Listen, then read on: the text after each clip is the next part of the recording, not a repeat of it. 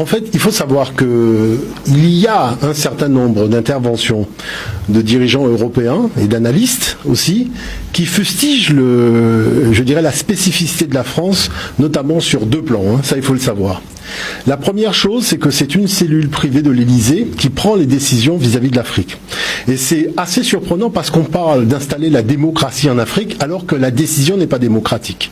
Vous voyez, et ça, c'est un véritable problème. Donc on connaît toutes les problématiques de la France-Afrique, les cellules privées de l'Élysée et les avions qui décollent, donc en secret la nuit, généralement au Bourget, avec des opérations militaires. Et c'est quand il y a un mort, on apprend que tiens, l'armée française faisait telle opération à tel endroit. Totalement. Et ça, c'est vrai que c'est assez problématique. Pourquoi ? Parce que on donne à une opération non démocratique une espèce de vision médiatique démocratique. Et on apprend toujours les choses a posteriori. Et chose particulière, c'est que l'Angleterre, par exemple, quand elle intervient en Afrique, il faut d'abord discuter au niveau de l'Assemblée. Les choses sont clairement dites avec des objectifs précis. Et on fait le bilan après l'opération.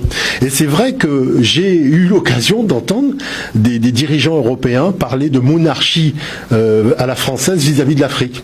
Parce que tous les pays européens doivent en référer à leur assemblée pour pouvoir prendre une décision quand elle concerne, donc d'une façon générale, l'étranger. Mais sur l'Afrique, la France, elle est complètement... c'est-à-dire, on est vraiment dans la monarchie, le roi prend une décision, et on se demande, mais quand est-ce qu'il y a eu abolition de l'esclavage, abolition de la colonisation, et ça, c'est quelque chose quand même d'assez particulier. Maintenant, la deuxième chose, c'est la monnaie.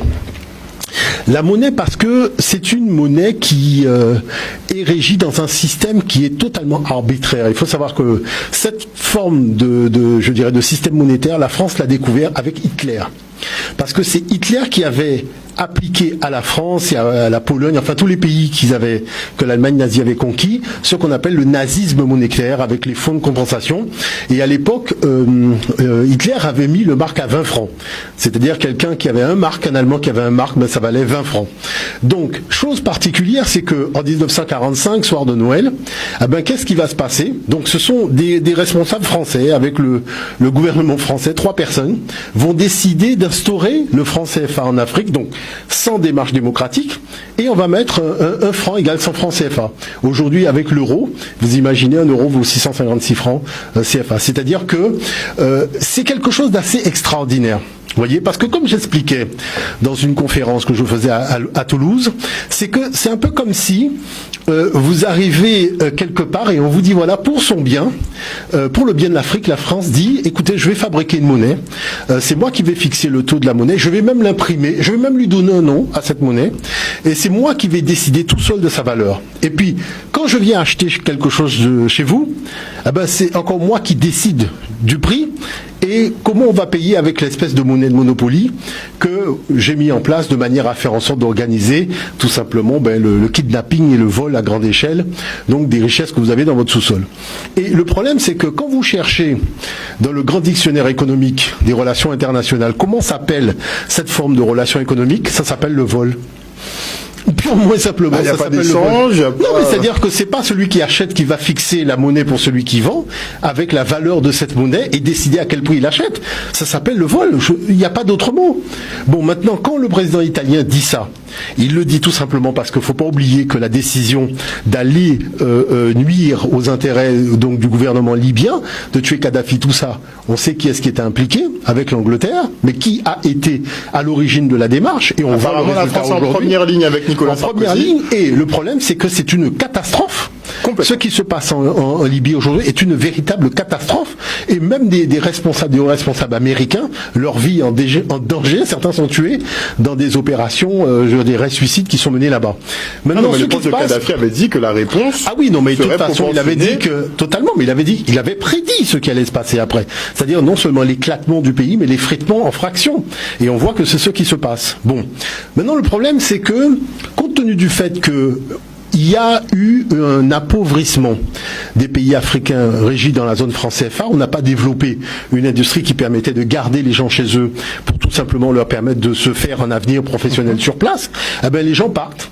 les gens partent comme une espèce d'hémorragie. On part par tous les moyens. Alors il y a beaucoup de migration en Afrique, mais cette migration, on le voit au niveau de la Méditerranée. Et la chose, c'est que la France, qui est responsable de la situation, on va pas se leurrer, la France qui est responsable de la situation veut partager la responsabilité avec d'autres pays qui n'ont rien à voir avec ça. C'est pour ça qu'il contre-attaque. C'est pour ça qu'il contre-attaque. Et en disant, mais est-ce que vous avez remarqué que lorsqu'il s'agit de retranscrire exactement ce que le responsable politique italien a dit, on voit bien que les journalistes français ont du mal à dire, voilà, il a dit ça, il a attaqué à tel niveau, parce qu'ils savent que ce sont des projets, des sujets sensibles.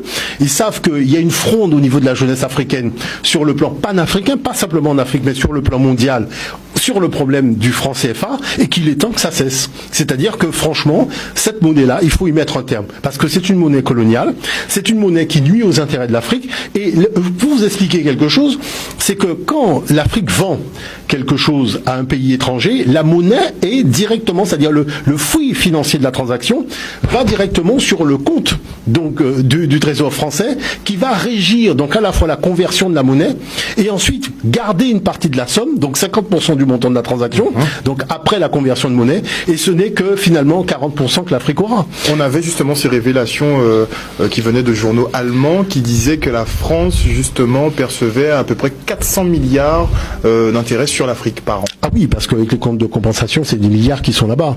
Et la problématique, c'est que l'Afrique a besoin de cet argent-là pour faire le développement. Alors pourquoi on se retrouve au troc? Pourquoi la Chine est si critiquée par l'État français? Tout simplement, vous savez, moi, je dirais, j'ai eu l'occasion d'assister à une scène assez ubuesque, c'est-à-dire que il y avait une réunion de gros investisseurs des pays du Sud qui s'étaient réunis à Paris. Et moi, j'essayais de faire valoir un peu le fait d'aller dans certains pays africains où il y avait des gens qui étaient formés tout à fait à même de faire tourner une industrie qui voudrait bien implanter là-bas. Et ces gens qui sont je dirais, des investisseurs industriels des pays du Sud, quand on leur a fait la proposition de l'Afrique, ils m'ont dit, mais non, pas question, autant enrichir l'État français. Parce que vous savez bien qu'avec le problème du franc CFA, autant aller investir cette usine en France et ne même pas parler de l'Afrique. Et c'est là que vous voyez que des intérêts, je dirais, industriels qui voudraient se développer au niveau de l'Afrique, se disent, oula, il faut surtout pas y aller parce que ça équivaut à faire une industrie française. Ou bien ils choisissent l'option de prendre des anciennes colonies, par exemple anglaises. Oui, c'est-à-dire qu'elles se développent beaucoup plus vite. C'est-à-dire qu'on s'aperçoit bien qu'il y a une énorme différence entre les anciennes colonies anglophones, les anciennes colonies francophones, mais il y a aussi les lusophones. Quand vous voyez l'Angola, ce qui se passe avec, je dirais, cette manne pétrolière qui permet de se développer, et il y a une chose quand même qui est assez symptomatique, c'est que chaque fois qu'il y a des élections à problème, c'est dans l'espace francophone. C'est-à-dire, dans l'espace francophone, il y a un problème d'élection. C'est-à-dire, les élections, c'est toujours du grand n'importe quoi. Et franchement, c'est-à-dire que on voit bien que ce grand n'importe quoi là vient bien de quelqu'un, de quelque part. En tout cas, on voit que là-dessus, vous avez une espèce d'élite qui n'est pas si nombreuse que ça, mais qui a décidé que l'Afrique c'est son porte-monnaie. Vous voyez, c'est-à-dire c'est son petit porte-monnaie privé, c'est un jeu à la Benalla, on n'a pas de compte à rendre à personne et on fait un peu ce qu'on veut. Est-ce que vous voyez ce que je veux dire par là? On est dedans. Et la chose c'est qu'il a raison de taper du pied sur la table.